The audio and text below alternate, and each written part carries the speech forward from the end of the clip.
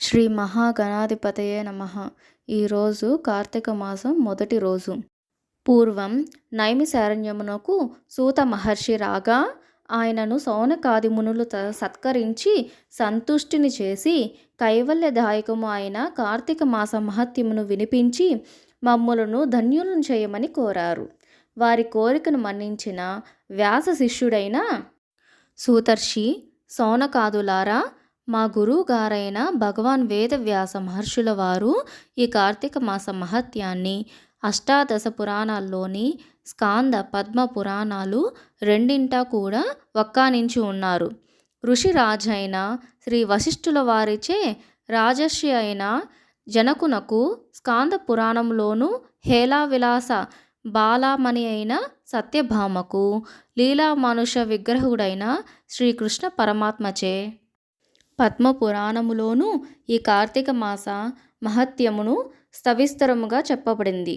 మన అదృష్టము వలన నేటి నుంచే కార్తీక మాసము ప్రారంభము కావున ప్రతిరోజు నిత్య పారాయణముగా ఈ మాసమంతా కార్తీక శ్రవణము చేసుకొందాము. ముందుగా స్కాంద పురాణంలోని వశిష్ఠ ప్రోక్తమైన కార్తీక మహత్యాన్ని వినిపిస్తాను వినండి అంటూ చెప్పసాగాడు. జనకుడు వశిష్ఠుని కార్తీక వ్రత ధర్మములు అడుగుతున్నాడు. పూర్వం ఒకసారి సిద్ధాశ్రమంలో జరుగుతున్న యాగానికి అవసరమైన ద్రవ్యార్థి అయిన వశిష్ఠ మహర్షి జనక మహారాజు ఇంటికి వెళ్ళాడు. జనకునిచే యుక్త మర్యాదలు అందుకొని తను వచ్చిన విషయాన్ని ప్రస్తావించాడు. అందుకు జనకుడు ఆనందముగా అంగీకరించి, హే బ్రహ్మర్షి, మీ యాగానికెంత ద్రవ్యం కావాలన్నా నిరభ్యంతరంగా ఇస్తాను. కానీ సర్వపాపహరమైన ధర్మ సూక్ష్మాన్ని నాకు తెలియజేయండి. సంవత్సరంలోని సర్వమాసములకు కంటెను కార్తీక మాసం అత్యంత మహిమాన్వితమైనదని, తద్వతాచరణము సమస్త ధర్మాల కన్నా శ్రేష్టతరమైనదని చెబుతూ ఉంటారు కదా. ఆ నెలకు అంతటి ప్రాముఖ్యమెలా కలిగింది? ఆ వ్రతము ఉత్కృష్ట ధర్మమే విధంగా అయింది అని అడగగా, మునిజన వశిష్ఠుడైన వశిష్ఠుడు జ్ఞానహాసమున చేస్తూ ఇలా ప్రవచించాడు. జనక మహారాజా, పూర్వజన్మలలో ఎంతో పుణ్యం చేసుకుంటేనే కానీ సత్వశుద్ధి కలగదు. ఆ సత్వశుద్ధి కలిగిన నీ వంటి వారికి మాత్రమే ఇటువంటి పుణ్యప్రదమైనది వినినంత మాత్రం చేతనే అన్ని పాపాలను అణిచివేసేది అయిన కార్తీక మాస మహత్యమును వినాలనే కోరిక కలుగుతుంది. విశ్వశ్రేయాన్ని దృష్టిలో ఉంచుకొని నీవడిగిన సంగతులను చెబుతాను విను.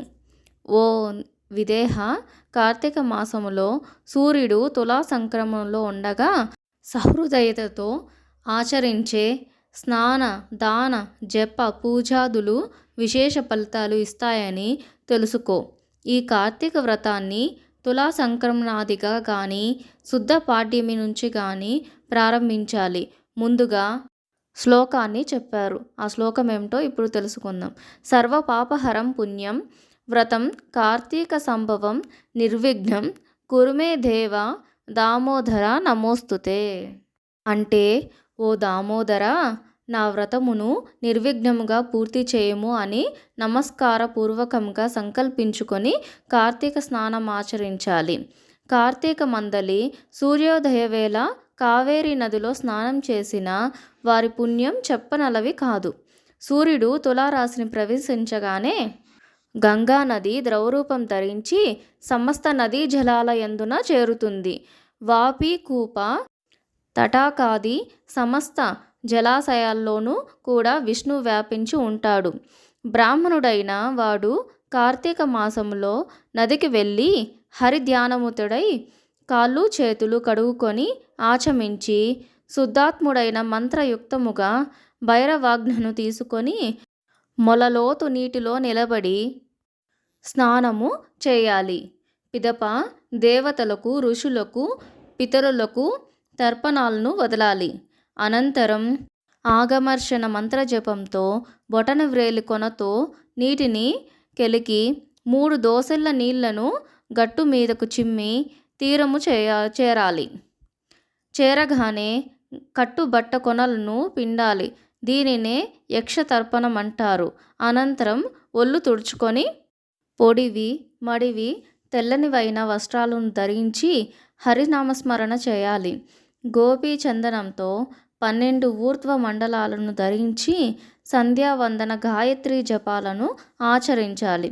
ఆ తరువాత ఔపాసనము చేసి బ్రహ్మయజ్ఞమాచరించి తన తోటలో నుంచి చక్కటి పుష్పాలను తెచ్చి శంఖ చక్రధారి అయిన విష్ణువును సాలగ్రామమందు నుంచి స్వభక్తిగా షోడశోపచారములతోనూ పూజించాలి. అటు పిమ్మట కార్తీక పురాణం పఠనము చేయాలి. శ్రవణమును గాని ఆచరించిన వాడై స్వగృహాన్ని చేరి దేవతార్చన వైశ్యదేవతాదులకు చేసి భోజనమును చేసి ఆచరమించి పునః పురాణ కాలక్షేపమును చేయాలి. సాయంకాలం కాగానే ఇతర వ్యాపారములన్నింటినీ విరమించుకొని శివాలయంను కానీ విష్ణు దేవాలయములలో కానీ యథాశక్తి దీపాలను పెట్టి అక్కడ స్వామిని ఆరాధించి భక్ష్య భోజ్యాదులను నివేదించి శుద్ధ వాక్కులతో హరిని స్తుతించి నమస్కరించుకోవాలి. కార్తీక మాసము పొడవున ఈ విధంగా వ్రతాన్ని చేసిన వారు పునరావృతి రహితమైన వైకుంఠానికి పొందుతారు. ప్రస్తుత పూర్వ జన్మార్జితులైన పాపాలన్నీ కూడా కార్తీక వ్రతం వలన హరించుకుపోతాయి. వర్ణాశ్రమ లింగ వయోభేద రహితముగా ఈ వ్రతాన్ని ఎవరు ఆచరించినా సరే వాళ్ళు మోక్షార్హులు కావడం నిస్సంశయము. జనక మహారాజా తనకు తానుగా ఈ వ్రతాన్ని ఆచరించలేకపోయినా ఇతరులు చేస్తుండగా చూసి అసూయరహితుడై ఆనందించేవానికి ఆ రోజు చేసిన పాపాలన్నీ విష్ణు కృపాగ్నిలో ఆహిత అయిపోతాయి.